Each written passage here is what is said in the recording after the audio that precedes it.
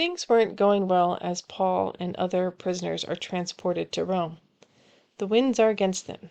The wind obeys God. Paul is given perception, wisdom, and insight from God. He says there will be loss of the cargo, ship, and lives if they proceed. They proceed. I'm assuming money was doing the talking. There was cargo to deliver, and time is money. They didn't want to spend the winter along the route and not get where they were going. It also didn't make sense to stay there. It wasn't suitable to winter there. Were they supposed to stop there? Did God have plans for Paul that were thwarted by the men in charge?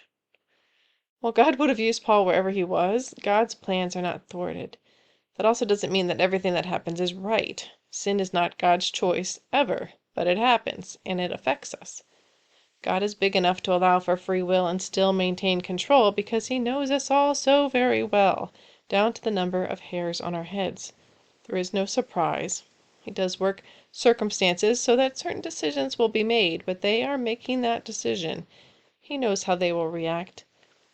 God accomplishes his purposes, and we can rest assured that when things are going all wrong and the people around us are making the wrong decisions, we're still firmly in God's hands and carrying out his ultimate purposes.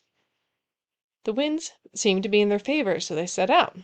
God controls circumstances. When they are storm-tossed, Paul says, "You should have listened." However, he is not bemoaning it. God sends an angel to tell Paul not to be afraid.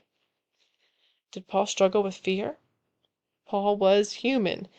God had to send an angel to say, "Don't be afraid." Paul is told he will get where God is sending him. The godless men, the laws of nature, nothing gets to thwart God's purposes. God also promises the lives of all those on board. Paul is willing to have faith for them all.